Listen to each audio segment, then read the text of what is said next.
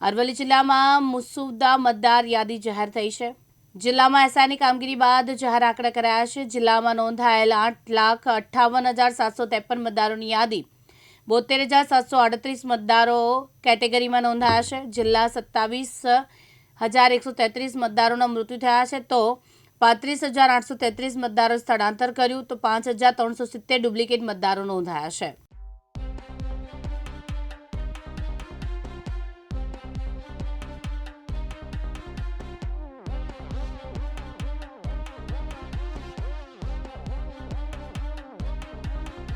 ચૂંટણી પંચના આદેશથી ગુજરાતમાં જે સઘન સુધારણા ઝુંબેશ એ હાથ ધરવામાં આવી છે, જેમાં 1 જનવરી 2026ની લાયકાત સંદર્ભે મુસદ્દા મતદાર યાદી આજે 19 ડિસેમ્બરના દિવસે પ્રસિદ્ધ થઈ છે।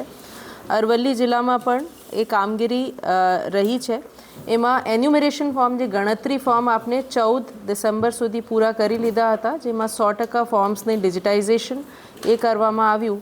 હવે આજે જે મુસદ્દા મતદાર યાદી પબ્લિશ થઈ છે, એમાં ચૂંટણી પંચની વેબસાઇટ પર આ ઉપલબ્ધ છે। જિલ્લા ચૂંટણી અધિકારી, મતદાર નોંધણી અધિકારી, મદદનીશ મતદાર નોંધણી અધિકારીઓશ્રીની કચેરીમાં પણ આ પબ્લિશ રહેશે।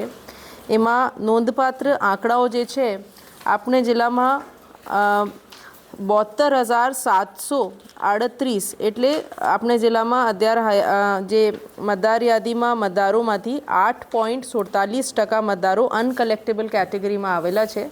અનકલેક્ટેબલ એટલે જે મતદાર મરણ પામેલ છે 27,133, 35,833 સ્થાનાંતર થયેલા, ડુપ્લિકેટ જેમનું નામ છે એ 5,317, 4,142 ગેરહાજર મતદારો અને 1,313 અન્ય કેટેગરીમાં એવા અનકલેક્ટેબલ 72,000 જેટલા મતદારોનું નામ એમાંથી કમી થયું છે।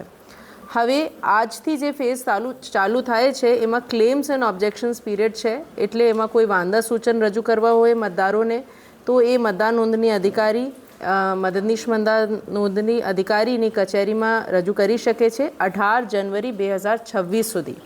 19 જનવરી 2026થી અને 10 ફરવરી 2026 સુધી મતદાર નોંધણી અધિકારી અને મદદનીશ મતદાર નોંધણી અધિકારી તરફથી નોટિસ પાઠવવામાં આવશે, સુનાવણી રાખવામાં આવશે અને સ્પીકિંગ ઓર્ડર પાસ કરશે કે કોનું નામ મતદાર યાદીમાં રહેશે કે નથી। ફાઇનલી જે આખરી મતદાર યાદી પ્રસિદ્ધ થશે 17 ફરવરીના રોજ। મારી બધા મતદારોથી અપીલ છે કે જેમનું નામ એમાં રહી ગયું છે, એમના કોઈ વાંધા સૂચન હોય તો એ આપના ક્લેમ્સ એન્ડ ઓબ્જેક્શન્સ રજૂ કરી શકે છે। 12 જાતના જે ડોક્યુમેન્ટ્સ છે એ રજૂ કરી શકે છે, એમની સુનાવણી રાખવામાં આવશે, એમની માહિતી અમારી તરફથી બહાર પાડવામાં આવશે અને સાથે સાથે આ દરમિયાન જેમને નવા મતદારોને કે જેમને કોઈ વાંધા હોય, નવા ફોર્મ ભરવું હોય, 6 નંબર ફોર્મ કે સ્થાનાંતર માટે 8 નંબર ફોર્મ ભરવું હોય તો પણ એ બીએલઓના સંપર્ક કરીને ભરી શકશે। ઋતુલ પ્રજાપતિ, દિવ્યાંગ ન્યૂઝ, અરવલ્લી।